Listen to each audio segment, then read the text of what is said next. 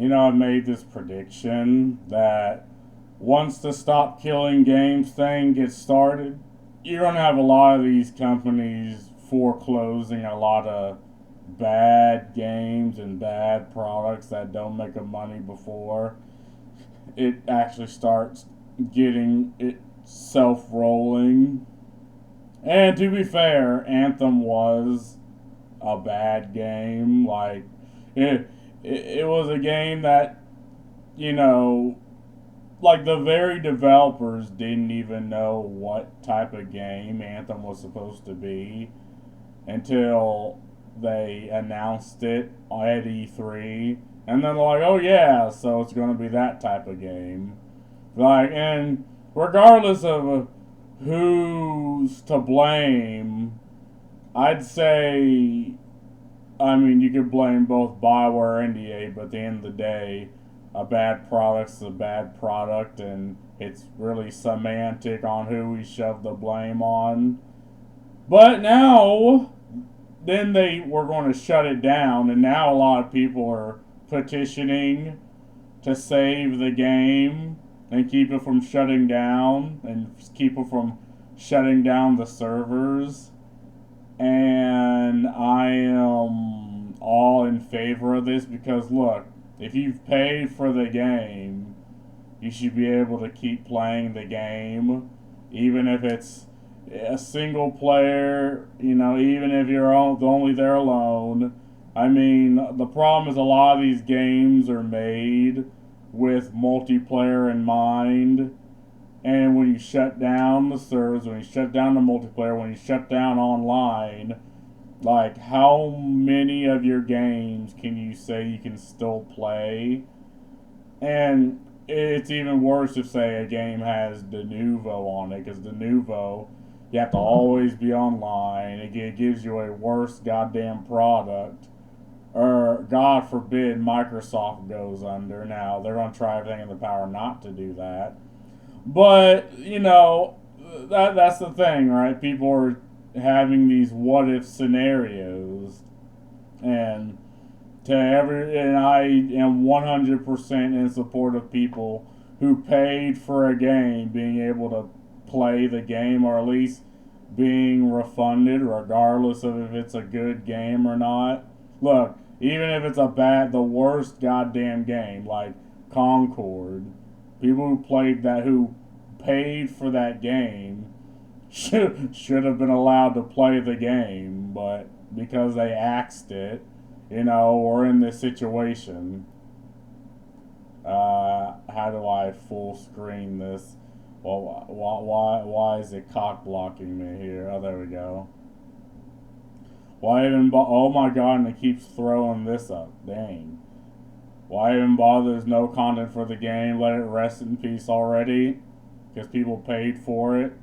And no one's getting a fucking refund. So it's like, well, okay, I should still be able to play it or give my fucking money back. The game was already dead, so there is nothing to save. I mean, other than people's money, right? I didn't mean to do that. Shit. Not going to be enough to save the game. It should be shut down anyway, since the revamp of it was scrapped years ago. Yeah, they were going to keep adding things to it, but then they realized, meh. A 10 out of 10, sad EA mismanaged it.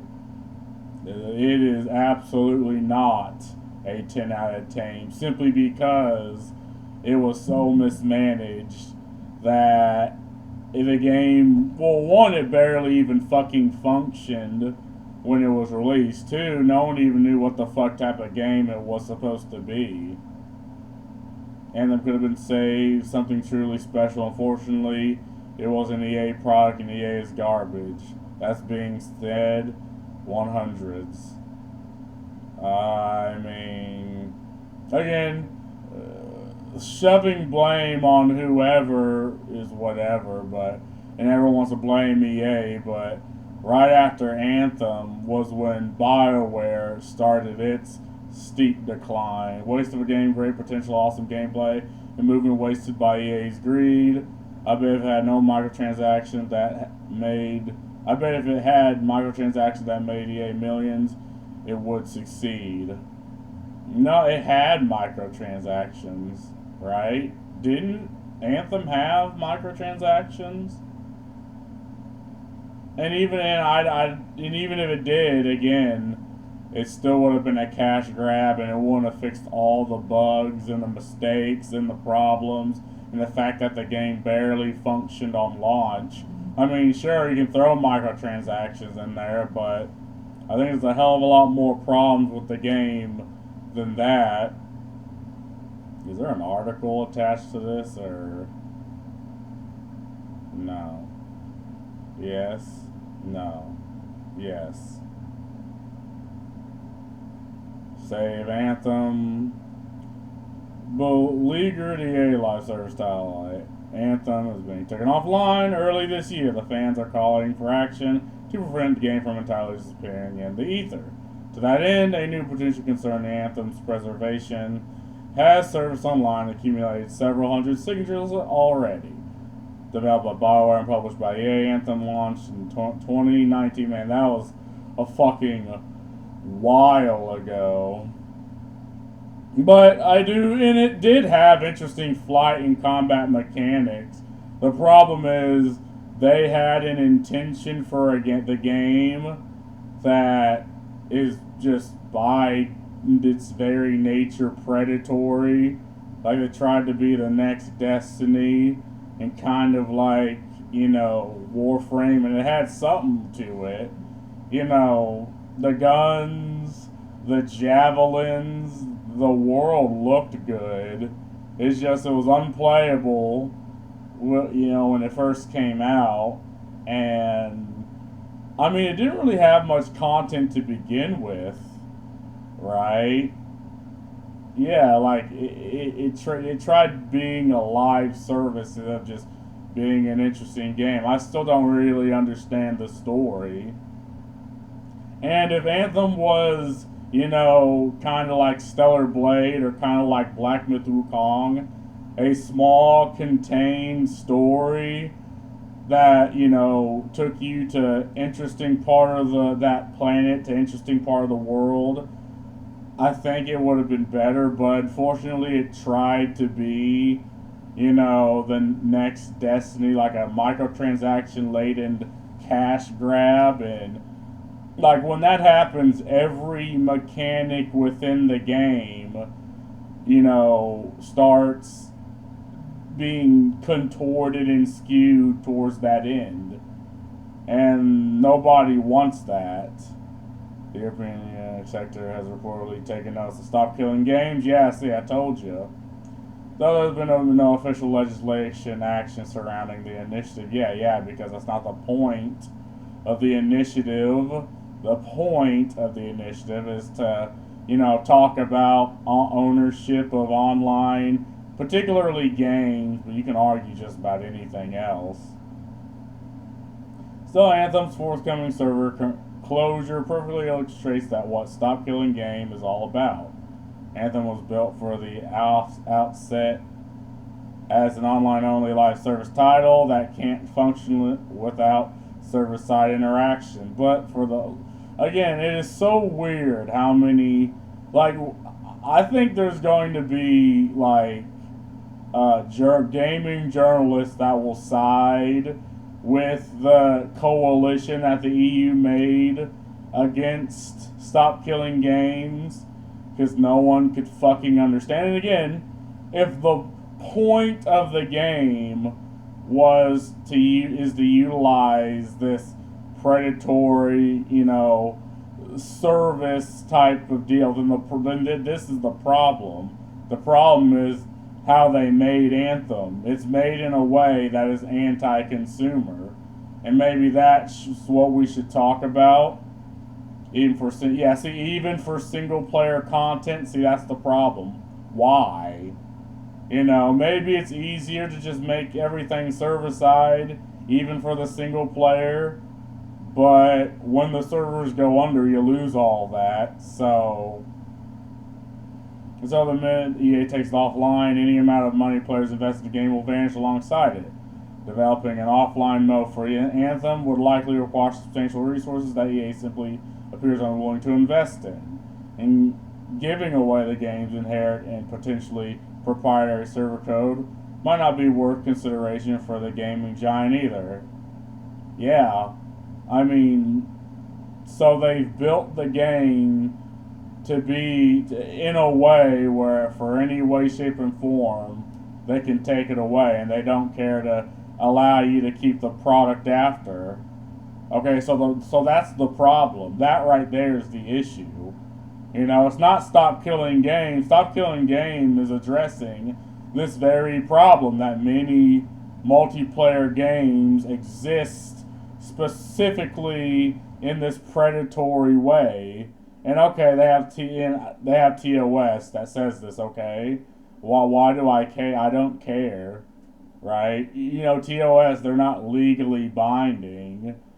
Like I said this once, and I'd say it again. If for any reason, you know, the gamer's like, I want to keep this product, even if you can't have the servers, and enough people get together and pass that as a law, the fuck does a TOS, like, what can they do? You know, the TOS that they can whip out their ass every month, add new predatory things every month, with the assumption that people aren't going to read it.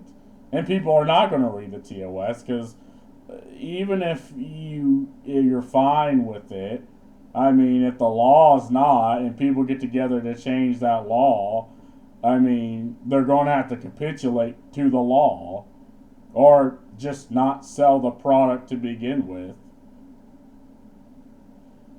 As a yes from me, despite the widespread negativity sentiment around Anthem, there's not inconsequential number of people who love the game. I believe their progress and investment in it shouldn't vanish overnight. Yeah, I 100% agree. Finally, someone with a clear thinking mind, because I fucking hate the game, right? But that doesn't mean people who bought the game should have it ripped from them without any, you know, either refund or recourse. This is my petition, and seeing it mentioned here is absolutely wild. A lot of people dismiss petitions because many of them don't lead anywhere. That's usually because they're purely emotional appeals, save this or stop that, without offering real solutions. What makes this position different from is that it presents a clear, actionable solution. Allow the community to host their own servers. This approach not only preserves the game, but also removes the burden of imposed costs from EA. It's a win-win. In fact, the petition is one part call to action, one part technical solution, and one part business case. EA can continue to sunset official support while still justifying the sale of Anthem, especially as an interest in the game spiked due to recent shutdown news. My own friend group is suddenly trying to play Anthem just because they know I still have access to it. Dismissing petitions as ineffective misses the real issue. Not most purpose solutions. Most don't propose solutions, they just make demands. This one is different. It's practical, cost effective, and rooted in community support. Let's make it happen. Yeah, and this is 100% fair. Like, again, the idea that petitions and people coming together to try to form something in that it doesn't matter is just a tool used to convince people of that way. Therefore, it's not going to happen because people are too conditioned into thinking these things don't work. Enough of the consumers, enough of the people who put food on the table, puts money in the pocket of EA come together, like, and if EA is like, no, well, okay, you know, we'll invoke our consumer rights, and hey, you know, we don't want to throw laws down your throat, but you're forcing us, like, EA will bend. If EA wants to turn off servers, fine, but at least people who paid for it to have the option to play it offline alone with friends, yeah. But at least let people, yeah. I mean, and this is also fair, you know. And there are games that do this to this day that allow people to host their own servers. Like, and there's this myth that I guess pirate software throughout that, oh, it's giving away proprietary things, copyright things, intellectual property. It's like, well, no. Like, games to this day can do it. Nothing's being done, nothing's being given away. Like, people aren't making money off these servers, they're just allowing people to play. Like, it's this way with emulators, right? Like, there are certain emulators for the Xbox Classic I found that you can still play online. So you have to download an extension and some sort of server side thing, scratching my eye. But yeah, you can still play them. Rosier should look into preserving Anthem. It's a groundbreaking game. It is absolutely not a groundbreaking game. It's a game that had an interesting concept, but fell short because they legitimately tried to make it just a cash grab because EA. But anyway, again, people should be allowed to play the game that they paid for. That's my opinion. Or at least get a refund. That's all I gotta say about this. Peace.